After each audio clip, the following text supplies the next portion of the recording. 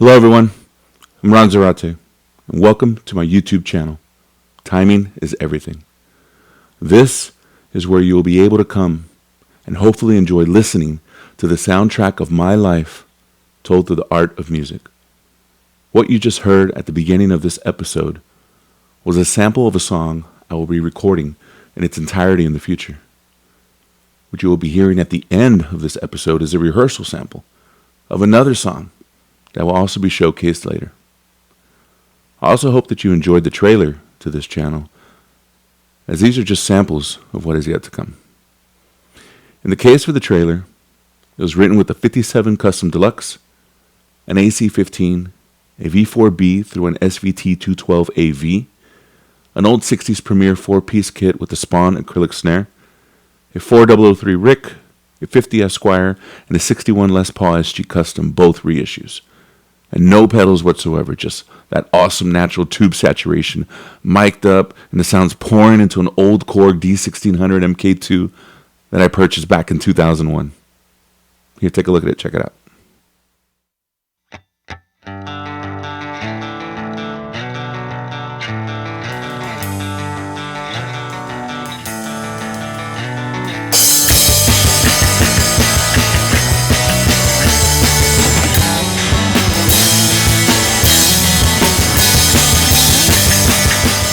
The music to that trailer is actually a song that I wrote back in 2004, and I re-recorded today using the gear I own today and what you viewed in the trailer.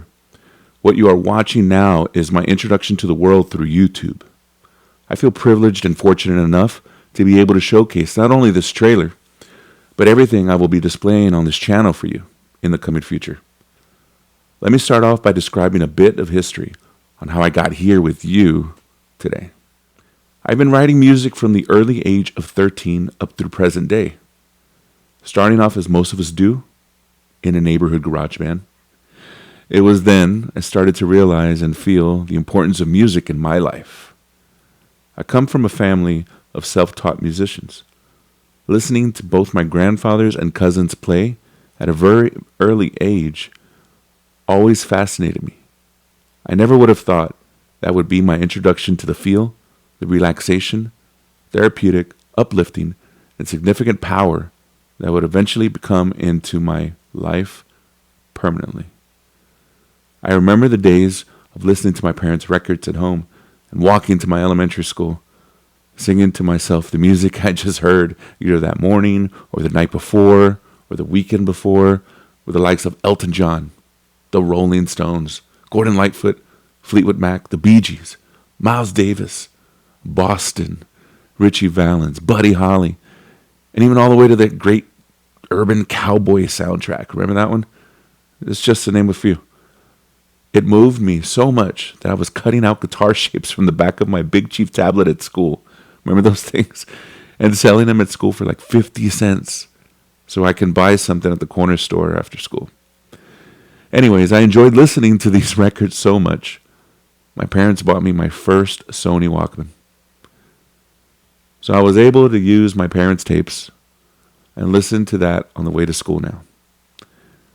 I didn't want to ever end, actually. And honestly, I still feel that way today. Every time I'm listening to music. Every time. It is just so powerful to me. Doesn't matter what I'm listening to.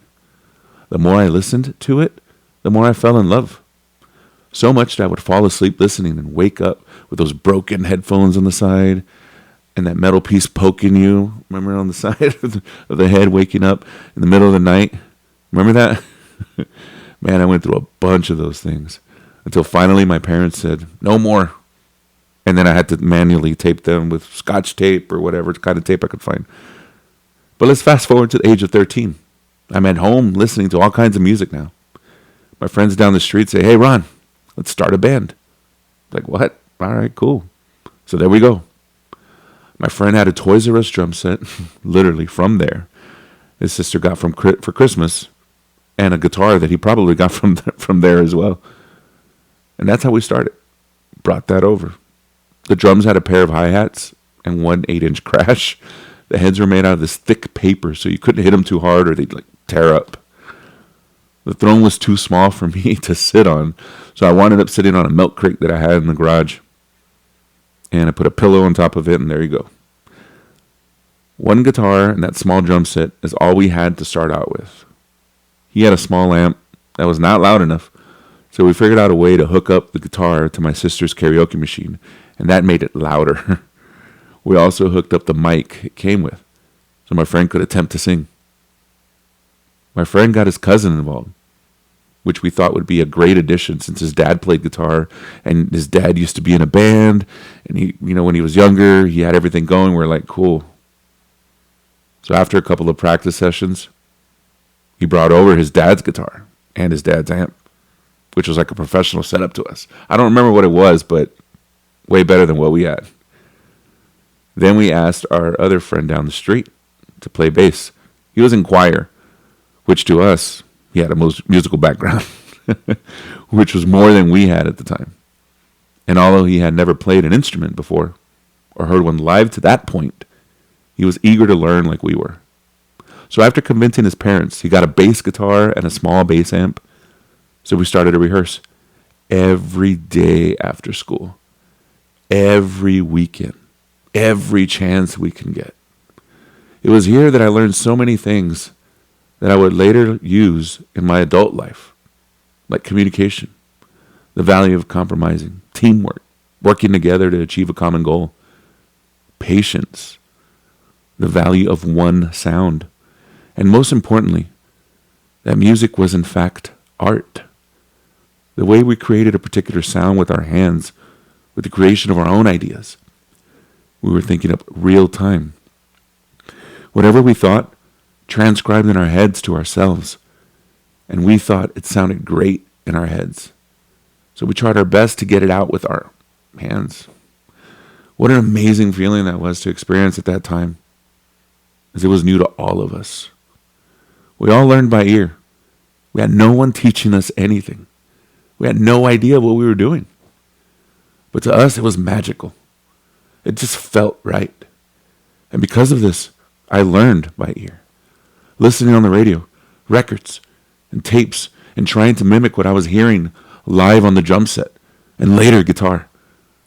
Over a summer, we wrote several songs together with my friend, taking the lead on guitar and vocals, and me following on drums. Little did I know at the time, this format would be how I would write all my music up to this day. Guitar first, with some drum pattern being written in the back of my mind. Then I'll add a second guitar usually, and then come up with a vocal melody, then write a bass line to it. Then I'll record the drums over everything. And then last I'll write some lyrics and add some vocals over it all. I've used this format since the age of 13. After a while, my friend's cousin couldn't come often anymore, as he lived pretty far away from us. Then my guitar player friend himself stopped coming often, as he started spending a lot of time at his dad's house. Yet the bass player kept coming over, as he just lived 2 houses down from me. So that was really cool. So I found myself with all this equipment in my garage, as that was our rehearsal spot. So one night while waiting for everyone to show up to practice, they didn't show. So I just jammed on drums with the bass player, since he was down the street, After he left, I took a break, then went back into the garage, hooked up the guitar, and it was here, at that very moment, and I can remember this like it was yesterday, that I was hooked on guitar. Seriously. It was as if someone just flipped a switch in me and turned on something inside of me. The more I strummed, the more I felt like I was strumming something internal. I couldn't put it down. I remember I played that first night straight through for about 4 or 5 hours, not wanting to stop. But my mom coming in telling me, it's 3 a.m. I need to get some sleep. The next morning, I was back at it again. My friend didn't come for about 2 weeks later, wanting to get his guitar and amp back so he can jam at home. I was crushed. Of course I had to let him, and I started to play the drums again. After playing drums again for a while, I started to write my thoughts on paper, which at the time I didn't know that these thoughts would become the lyrics of a 4-tape demo I made later on, using all of these thoughts and transposing them into lyrics. Over a few months of writing and playing the drums, these thoughts on paper would end up being the basis of about 23 songs or so. I've gone through them and picked 12 that I would like to share with you. The lyrics to these 12 songs were written when I was 13 to 14 years old. The music itself was written from ages 13 to about 15. Then at age 15 to 16, I recorded everything in my parents' garage over 2 weeks in the summer of '94, while I turned 16. I wrote all these lyrics in my bedroom and all the music in my parents' garage at the time. I will be detailing what I used and the process I took on writing each song as I showcase each song. I will also talk about the gear I used as best as I can remember. Some of it I still have, some of it I don't. I've been a part or have even started a total of around 18 bands in my life. I've played with about over 100 different musicians ranging from rock to country, punk to reggae, ambient to ska, rap to R&B, Tejano to jazz, and contemporary acoustic to blues. These 12 songs are only the beginning. The first chapter in my life of music. I by no means am a professional or consider myself one. I do not know how to read or write music. I've even been laughed at several times because I don't. I've had some of my music criticized in front of me negatively. But I never took offense of any of this, honestly. I would say to myself, music is art.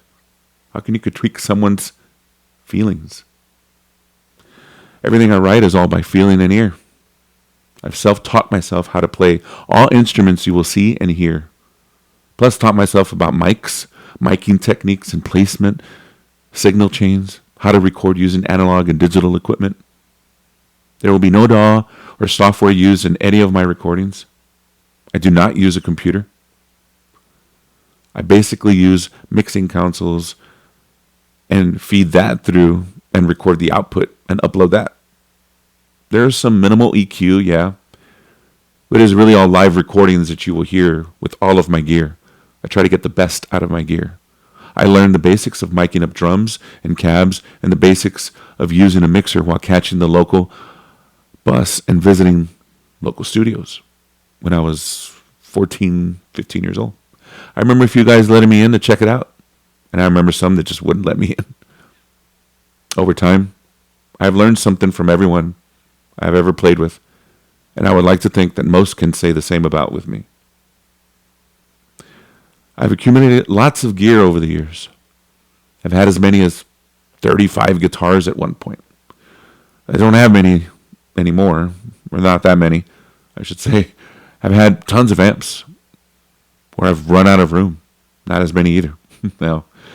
And I've had so many pedals going through my experimental phase in my early 20s, which I have sold or traded a lot of them out. And what I have left is what you saw in the trailer, actually.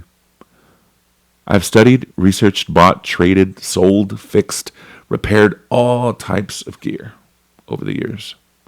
Many for myself and some for even friends. I never had the money when I was young to pay someone to do these types of things, so I learned how to do it myself. Trial and error, and trust me, probably more error. I still have the first guitar that I purchased with my own money back in 1994, a Japanese Fender Mustang, right here. Why this guitar? Because Kurt Cobain, Mark Arm, Belinda Butcher, Buzz Osborne, Thurston Moore played one. Players I was listening to a lot at the time with their genre. I was also listening to a lot of R&B, rap, and country, which were also big in the early 90s.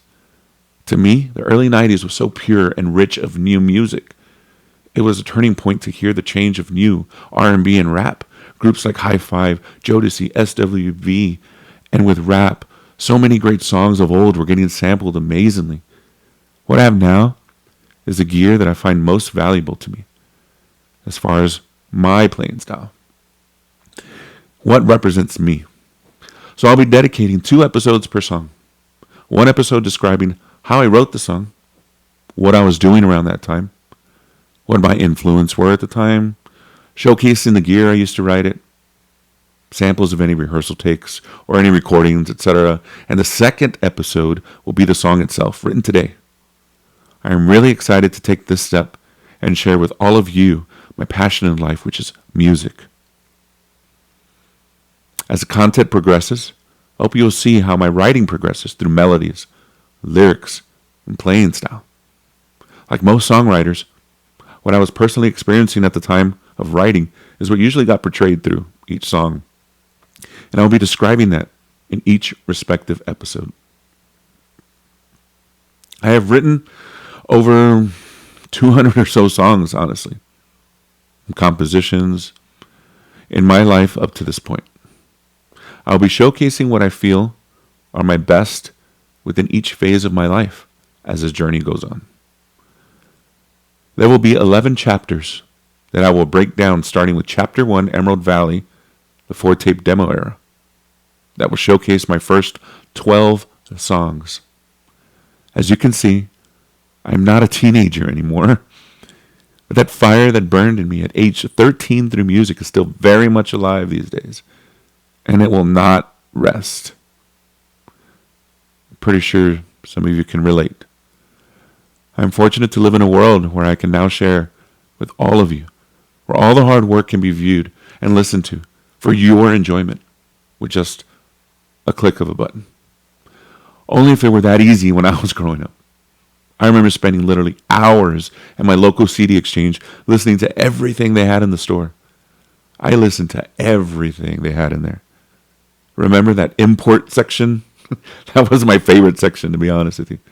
It was amazing. Unreleased songs or songs performed in other ways, in other countries or unheard of. That was amazing, truly amazing. I've decided to start this channel after experiencing life-changing events with my own personal life. I almost lost my life. I could not fathom sitting in that hospital, knowing I have all this to share with so many people, and no one has ever heard it. So many things in this head. I am no one special. I'm a regular Joe earning a paycheck to live through time. This extremely short life we all have. I feel I've had a tremendous life. I've been able to experience things in my life that have shaped who I am today. And for that, I feel very privileged. I really do hope that you enjoy this journey as much as I will. I welcome you to let me know what you think in the comments. Provide any feedback, thoughts, whatever you like, etc.